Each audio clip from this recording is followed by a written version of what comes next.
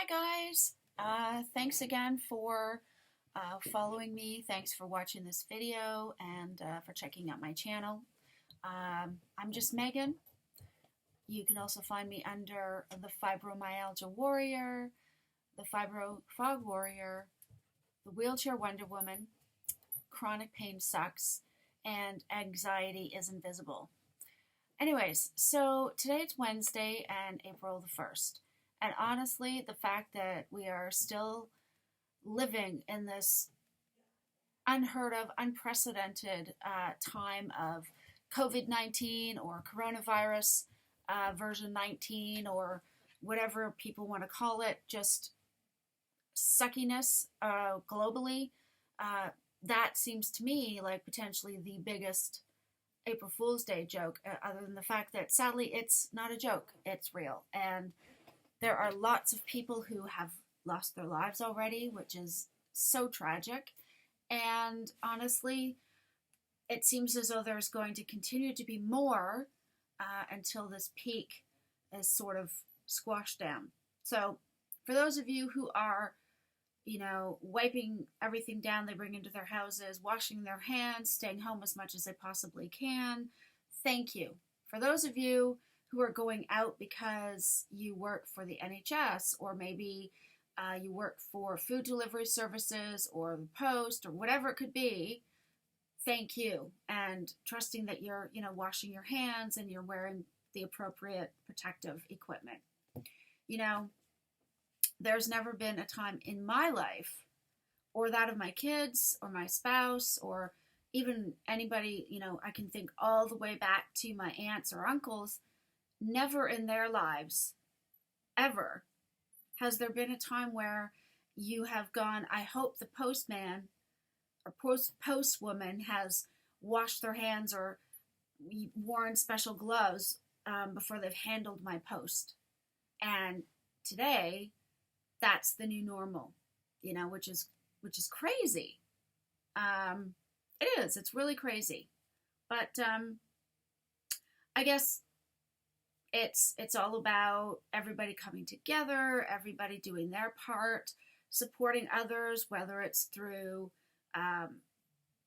talking to each other through FaceTime or through messaging or texting, whatever it is, phoning, using our phones for actually phoning each other.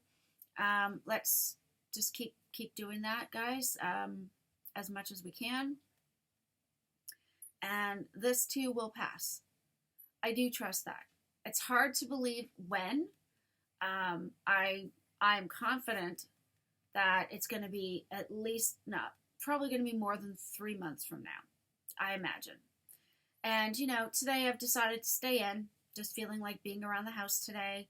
My husband's gone out for his daily walk with our younger son. I think they're going to go try to feed the ducks down in the park.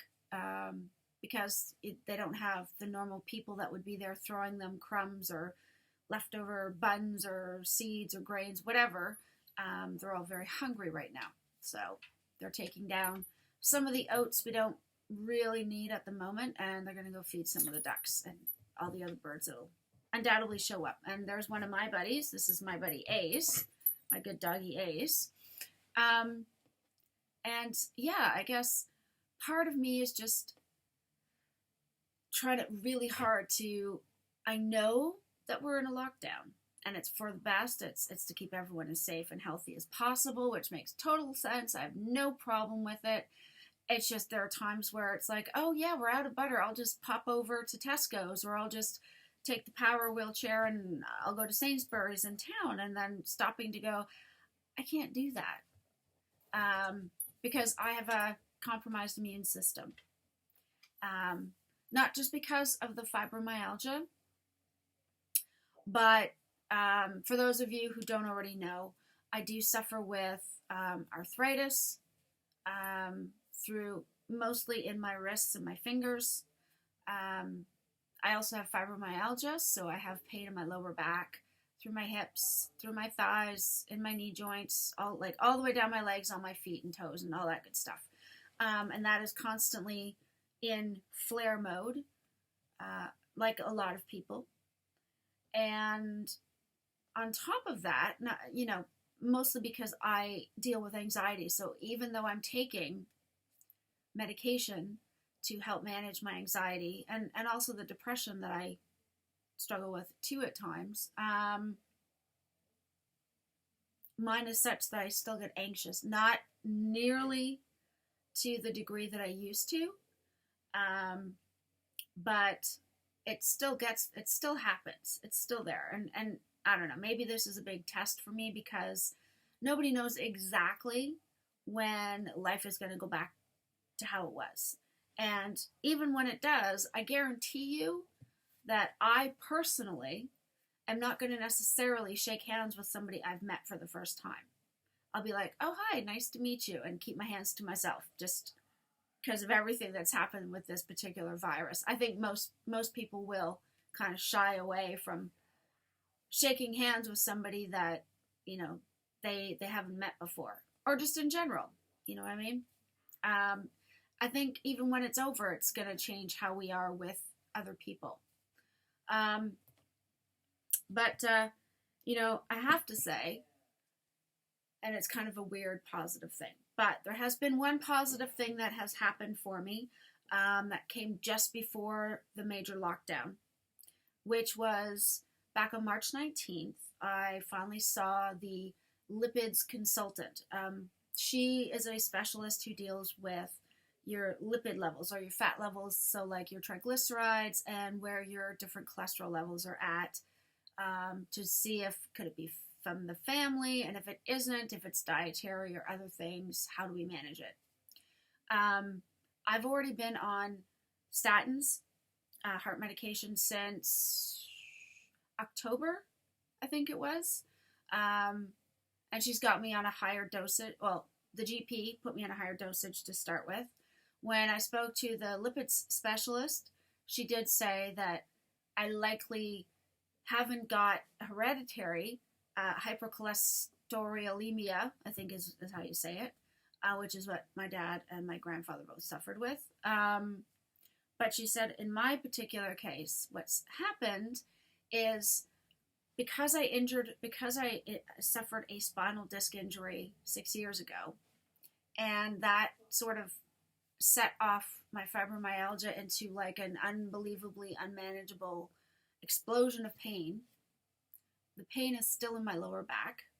I'm hoping later this year, maybe at the end of the year, once the virus is on its way out or gone, I'm supposed to be seen by a rheumatologist at some point.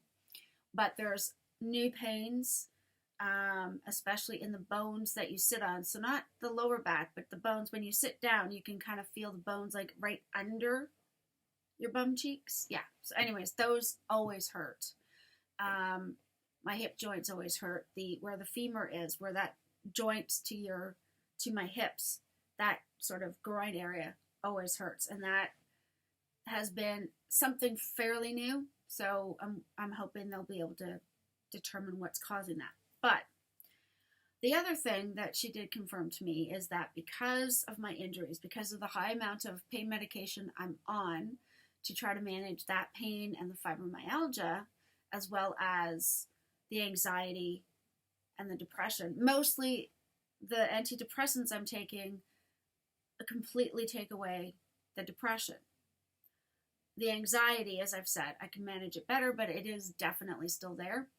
But because of all of those things that I'm taking right now, she said all of that, especially the antidepressant I'm on, sertraline, slows down how the body functions. So as far as the part of my brain sending the signal to produce more thyroid hormones to my thyroid, but then my thyroid's not doing anything. So basically what that means is the level of thyroid stimulating hormones. So the pituitary gland, so like the brain tells the pituitary gland, right, you need to get a message to the thyroid to get it working harder and to produce more hormones, more thyroid hormones. And the reason why are the T4s is because the thyroid hormones play a part in things like your digestion process, your metabolism, muscle growth, and how the system flushes the toxins out of your body, etc. And it's because it's slowed down so much, it's probably a big reason as to why I've had my IBS has been a lot more noticeable, a lot more discomforting as far as the bloating and constipation. Also, why even foods that were supposed to be okay for me with IBS still can irritate my gut. So, because for the last 4 out of 5 or 4 out of 6 blood work tests that have been done over the last 4 years or 5 years, the majority of them have come back where my hormone levels, my T4 levels, are abnormally low. Now, the reason apparently is because when sertraline depresses the part of your brain that can create this feeling of depression or create the sense of anxiety, it also depresses how many T4 hormones are being produced. I think I got that right. Anyways, so apparently that's also pushing down the amount of hormones being produced, which is why my weight has stayed at about 162. That's 162 pounds, not kilos, for the past 4 years, and why I can never get the weight to go away, especially in my middle, is because of that reason. Because my hormones are out of whack. It's why, I've got to get irregular periods and all that fun stuff. So, she said to me, yes, Mrs. French, you have an underactive thyroid. You have hypothyroidism, but secondary form. In other words, it's clearly being caused by a combination of my other medical conditions and the medication I'm taking for it. But I had been trying to get a GP to look into this for me, or to see that, for the past 4 years. Mind you, most of my GPs have always been men, and it took a female to go, yeah, you know what? It isn't just perimenopause. This is a pattern, and you're right, your thyroid is not functioning properly. It's underactive. The pituitary gland is sending out the right level of hormones to stimulate the thyroid, but the thyroid is not producing the right amount of hormones, or it's trying to, and other things are keeping them from being produced. I'm not quite sure how that works in that tiny detail, but oh my goodness, the vindication. I had suspected that I had a thyroid issue for a very long time, but nobody took me seriously. They just said, no, Mrs. French, just because you're a woman of a certain age, now I'm 47, when I first started thinking that could be an issue was, goodness sakes, probably almost 6 years ago, right around the time, right shortly after my spinal disc injury happened. So that was a while ago, and nobody ever really took me seriously, so I just kind of stopped wondering if that was a problem. And then to finally be told, yes, I'm putting you on levothyroxine, or levothyroxine, probably not spelling it right, but it's a hormone replacement therapy drug. So the hope is that once I've been on it, now I've only been on it for 5 days, I think, and they say it can take 2 to 3 weeks before you notice a difference. But I'm already finding that I'm a little bit less bloated, that I have more energy than first thing in the morning. Not necessarily throughout the day, but I do have a bit more energy. And it's supposed to help with just overall digestion and metabolism.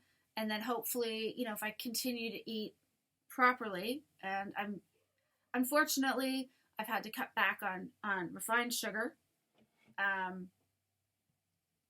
can't do sweeteners because most sweeteners will just cause automatic bloating. So a little bit of sugar in my coffee. I'm cutting back on full caffeine to decaf.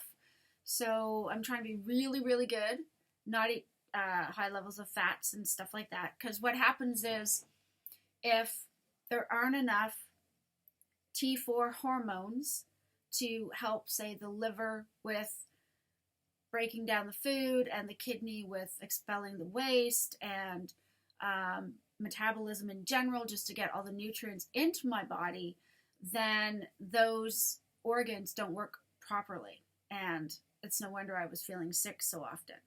Also, which I found out from the specialist, was that if your T4 levels are not high enough, it can also mean that because your liver isn't breaking down the food properly, it's not able to strip out enough of the fat from the cholesterol. So, for example, I'm on statins, right, for my cholesterol, and although they've come down, anything now they're still a bit higher than she wants the bad cholesterol to be as low as possible. So it's lowered, but right now what's happening is the high levels of cholesterol that are still being produced are because the liver can't break down the food, which means my triglycerides are still quite high, which is creating the high cholesterol. So essentially, the statins are doing some of the work, but the hormones have to increase to get my liver and my kidney functioning properly, so that they play their part. Because right now they're not doing anything, really. So, and plus I have to make sure that, I don't want to end up with fatty liver disease or anything like that, just because, I'm not watching and being careful with the amount of sugar or fats I eat. And usually I try to be really good. It's surprising how much stuff has sugar in it until you have to start looking. And sometimes, let me tell you folks, the stuff you might find could be very shocking. But that being said, I couldn't believe it. Here I was doing all this research, just thinking someday the doctors are going to agree with me and I will finally get the help I need. And it took a while, but finally, this specialist was able to say, yes, you have an underactive thyroid. We're going to put you on this replacement medication. You'll probably be on it for life, but it will help bring up your hormone levels, and that should help with everything else, which is fantastic because I want to be around for a while, And she said, the fact that I'm physically disabled now and I have very, very limited mobility, I can't just get up and go jog for a mile. I can't even walk far without my wheelchair. So knowing that my physical activity levels are not going to improve, and I have already made great changes with what I'm eating, now I'm hoping that over the next week or so, I'll find that, the hormone replacement therapy has actually helped with taking a burden off my liver and helping out to reduce the triglycerides and just keep the cholesterols at a healthy level. So, anyways, like I said, this was kind of like a weird positive thing because, most people would be like, what do you mean I have, what do you mean my thyroid is dysfunctional and I now have to go on medication for the rest of my life? But actually, for me, I kind of suspected that was the case, and to finally have it confirmed that I was right all along, woo! I'm telling you, it was vindication, baby. Totally feeling of vindication. It was awesome. Anyways, I have chattered on enough. Thank you guys so much for watching, and especially for you guys who have watched all the way through to the end of this video. Hope you, excuse me just a sec.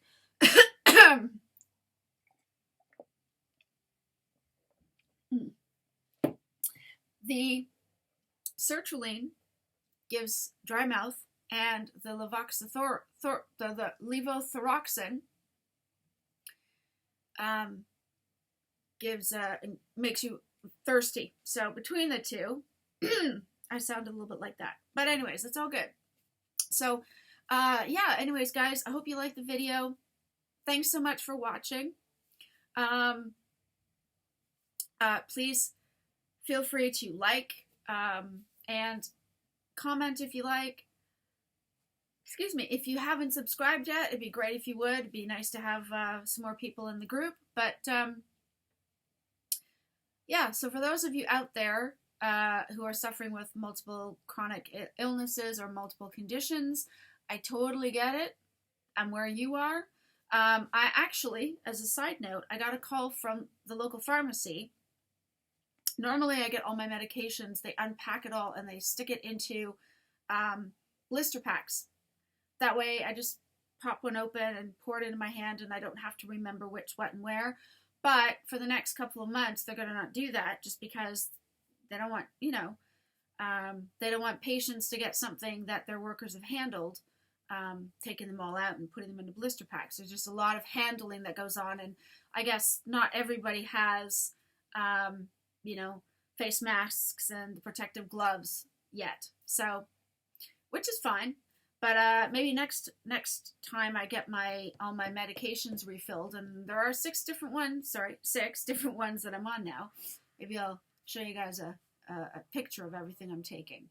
We can compare notes so you guys can tell me whatever you're on and what works and what you don't like and all that kind of weird stuff. Anyhow, yeah, actually maybe that's an idea for another video. For now, guys, please stay home as much as you can.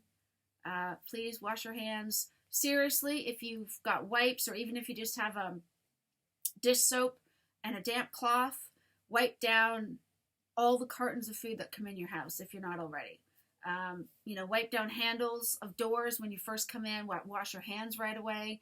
A friend of my husband's back in Canada, back in Toronto, just recovered from the coronavirus and said that one of the things that they did afterwards to keep it at bay were those particular things, and that seems to be helping. So anyways, guys, love you. Thanks again for watching and for your likes.